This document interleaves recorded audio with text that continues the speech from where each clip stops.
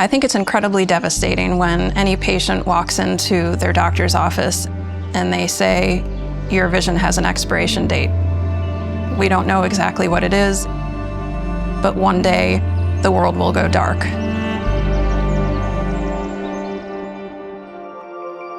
My name is Dr. Shannon Boy, and I'm a professor of genetics and the chief of the Division of Cellular and Molecular Therapy at the University of Florida. So if you think about how important vision is, compare taking a hike through the woods in complete darkness to taking a hike through the woods, being able to see the vibrant greens of the ferns, being able to see the babbling brook, and imagine that going away.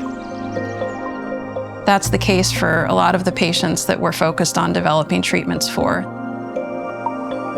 When I started graduate school, I fell completely in love with gene therapy and with the eye, and with the whole concept that if I worked hard enough, I might be able to develop a medicine that helped restore someone's vision. So my job as a researcher has been to develop the tools that most safely and effectively can deliver that healthy gene to a patient's retina.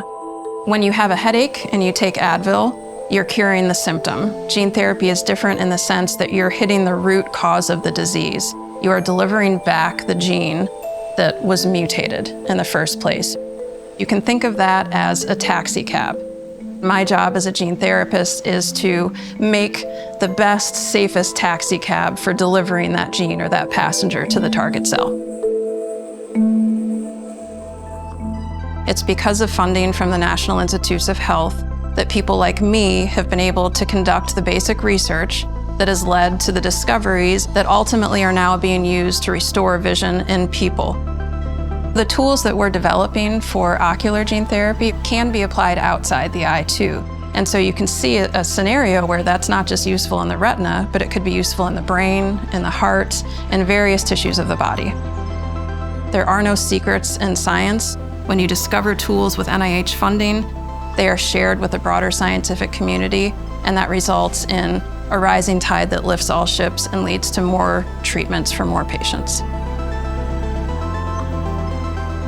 What motivates me, I think, the most to do my job is interacting with other moms that have young children that are suffering from these debilitating vision-robbing conditions. I have children myself. I know what it feels like to want everything for your child. You want them to thrive. It's hearing from the moms and dads of those little babies that have this condition that is, I think, the ultimate motivator for me.